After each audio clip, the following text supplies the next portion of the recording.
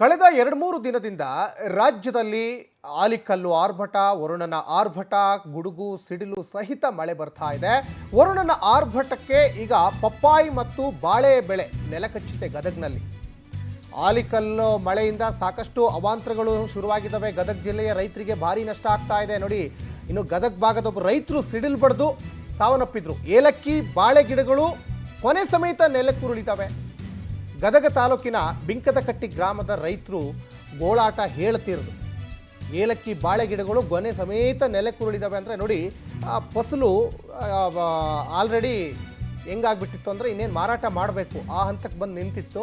ಆದರೆ ಕೈಗೆ ಬಂದಿರೋ ತುತ್ತು ಬಾಯಿಗೆ ಬರಲ್ಲ ಅಂತಾರಲ್ಲ, ಹಂಗಾಗ್ಬಿಟ್ಟಿದೆ ಪಾಪ. ಅಲ್ಲಿ ಗ್ರಾಮದ ರೈತರ ಗೋಳಾಟ ಹೇಳ್ತಿರೋದು. 2 ಎಕರೆ ಬಾಳೆ, 2 ಎಕರೆ ಪಪ್ಪಾಯಿ ಬೆಳೆದಿದ್ರು ರೈತರು. ಈಗ ಕುಟುಂಬ ಕಂಗಾಲಾಗಿದೆ. ರೈತ ಮಹಿಳೆ ಮಂಜುಳಾ ಹೊಸಮನಿ ಕುಟುಂಬದ ಗೋಳಾಟ ಒಂದು ಕಡೆ. ಪಾಪ ತೋಟಕ್ಕಾಗಿ ಚಿನ್ನದ ಮಾಂಗಲ್ಯ ಸರವನ್ನು ಕುಟುಂಬ ಅಡವಿಟ್ಟಿತ್ತು. 8 ಲಕ್ಷ ರೂಪಾಯಿ ಖರ್ಚು ಮಾಡಿ ಅಲ್ಲಿ ಬೆಳೆ ಬೆಳೆದಿದ್ರು. ಬಾಳೆ ಜೊತೆಗೆ ಪಪ್ಪಾಯಿ ಬೆಳೆ ಬೆಳೆದಿದ್ರು. 10 ರಿಂದ 15 ಲಕ್ಷ ಲಾಭದ ನಿರೀಕ್ಷೆಯಲ್ಲೂ ರೈತರಿದ್ರು. ಈಗ ಈ ಅಕಾಲಿಕ ಮಳೆ ಅವಾಂತರ ತಂದೊಡ್ಡಿದೆ.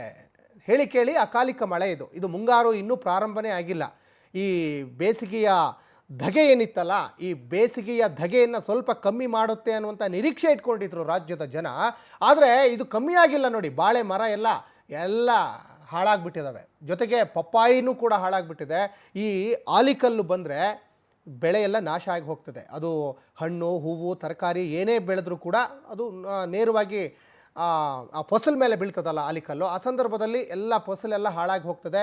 ಒಂದು ಕಡೆಗೆ ರೈತರು ಕಂಗಾಲಾಗಿ ಹೋಗಿದ್ದಾರೆ. ಬೆಳೆದು ನಿಂತಹ ಬೆಳೆ ಇವತ್ತು ನೆಲಕಚ್ಚಿ ಹೋಗಿದೆ. ಸಾಲ ಸೋಲ ಮಾಡಿರ್ತಾರೆ ಪಾಪ. ನೋಡಿ, ಆ ರೈತ ಮಹಿಳೆ ಮಾಂಗಲ್ಯ ಸರ ಅಡವಿಟ್ಟು ಸಾಲ ಸೋಲ ಮಾಡಿ ಬೆಳೆ ಬೆಳೆದಿದ್ರು. ನೋಡಿ, ಇವೆಲ್ಲವೂ ಕೂಡ ಬೆಳೆದು ನಿಂತಿರುವಂಥ ಬಾಳೆಗೊನೆ ಸಮೇತ ಇವಾಗ ಸಿಡ್ಲು ಬಡ್ದು ಮಳೆ ಬಂದು ಆಲಿಕಲ್ಲು ಬಿದ್ದು ಅವಾಂತರಗಳು ಶುರುವಾಗಿದ್ದಾವೆ. ಕಳೆದ 2-3 ದಿವಸದಿಂದ ಬೆಂಗಳೂರು ಸೇರಿದಂತೆ ಬೆಳಗಾವಿ, ಧಾರವಾಡ, ಗದಗ, ಹಾಸನ, ಶಿವಮೊಗ್ಗ, ಉತ್ತರ ಕನ್ನಡ, ದಕ್ಷಿಣ ಕನ್ನಡ, ಕಾರವಾರ ಎಲ್ಲ ಕಡೆನೂ ಕೂಡ ಸಾಕಷ್ಟು ಈಗ ಆಲಿಕಲ್ಲು ಸಹಿತ ಮಳೆ ಬರ್ತಾ ಇರೋದ್ರಿಂದ ಒಂದು ಕಡೆ ಬಾಳೆ ಬೆಳೆ ನಾಶ ಆಗಿದೆ, ಇನ್ನೊಂದು ಕಡೆ ಪಪ್ಪಾಯಿ ಬೆಳೆ ನಾಶ ಆಗಿದೆ. ಜೊತೆಗೆ ರೈತ ಮಹಿಳೆ ಕಣ್ಣೀರು ಹಾಕ್ತಾ ಇದ್ದಾರೆ ಪಾಪ.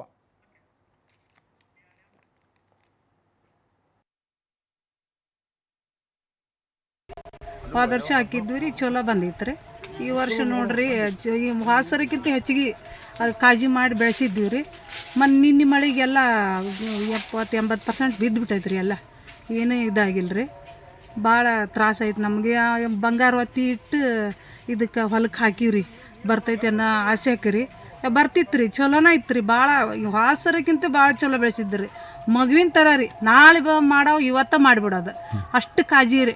ಬರೀ ಸಗಣಿ ಗೊಬ್ಬರ, ಕುರಿ ಗೊಬ್ಬರ, ಇದು ಕೋಳಿ ಗೊಬ್ಬರ ರೀ. ಕೋಳಿ ಗೊಬ್ಬರ ಮನೆ ಹಾಕಿವ್ರಿ. ಅಷ್ಟು ಕಾಳಜಿ ಮಾಡ್ತಾರೆ ರೀ. ಬಂದು ಎಲ್ಲ ನೋಡಿ ಹೋಗಿದ್ರಿ. ಅಷ್ಟು ಚಂದ ನಾವು ಬೆಳೆಸೀವ್ರಿ. ನಿನ್ನೆ ಮಳೆಗೆ ಎಲ್ಲ ಇದಾಗ್ಬಿಟ್ಟೈತೆ ನೋಡ್ರಿ.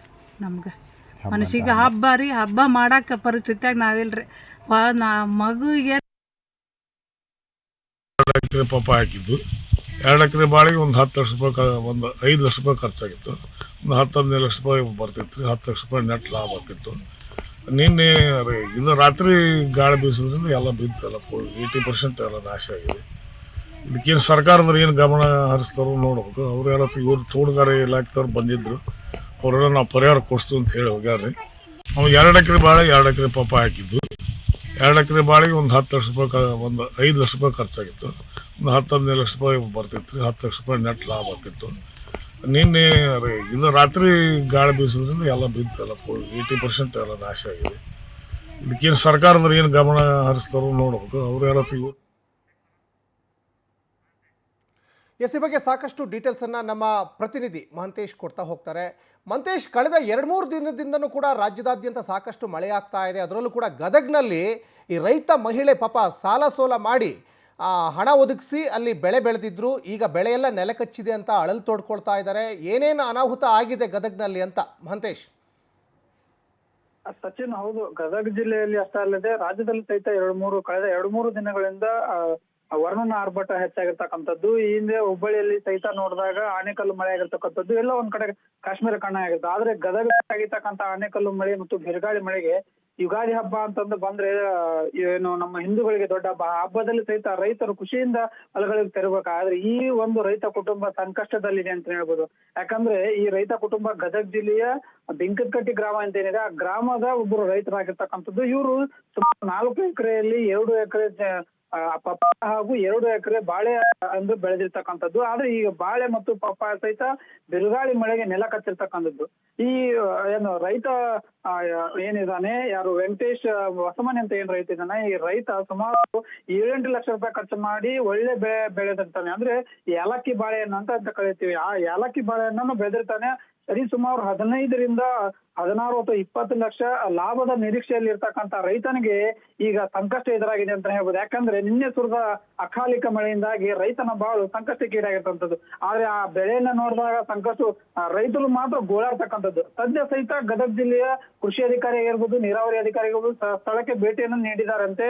ಆದ್ರೆ ಸದ್ಯಕ್ಕೆ ಭರವಸೆಯನ್ನು ನೀಡುವ ಒಂದು ಕೆಲಸ ಸಹಿತ ಸರ್ಕಾರ ಆಗಿರ್ಬೋದು, ಅಧಿಕಾರಿಗಳು ನೀಡತಕ್ಕಂಥದ್ದು. ಆದ್ರೆ ಮುಂಬರುವ ದಿನಗಳಲ್ಲಿ ಈ ಸಂಕಷ್ಟ ಎದುರ್ತಕ್ಕಂಥ ರೈತನಿಗೆ ಆದಾಯ ಇಲ್ಲ, ಈಚೆಗ ಬೆಳೆನೂ ಇಲ್ಲ, ನಾವ್ ಏನ್ ಮಾಡ್ಬೇಕು ಅನ್ನೋ ತಲೆ ಮೇಲೆ ಕೈ ಹೊತ್ತು ಕುಳಿತುವ ಒಂದು ಕೆಲಸ ಮಾತ್ರ ಈ ರೈತರದಾಗಿರ್ತಕ್ಕಂಥದ್ದು. ಆದ್ರೆ ಈ ಕೆಲಸ ಮಾಡ್ಬೇಕಾದ್ರೆ ಮನೆಯ ಹೆಣ್ಮಕ್ಕಳ ಬಂಗಾರ ಸಹಿತ ಒತ್ತೆ ಇಟ್ಟು ಈ ಕೆಲಸನ ಮಾಡ್ತಕ್ಕಂಥದ್ದು. ಆದ್ರೆ ಇದು ಎಲ್ಲೋ ಒಂದು ಕಡೆ ಮಳೆಯಿಂದಾಗಿ ರೈತರು ಬಹಳಷ್ಟು.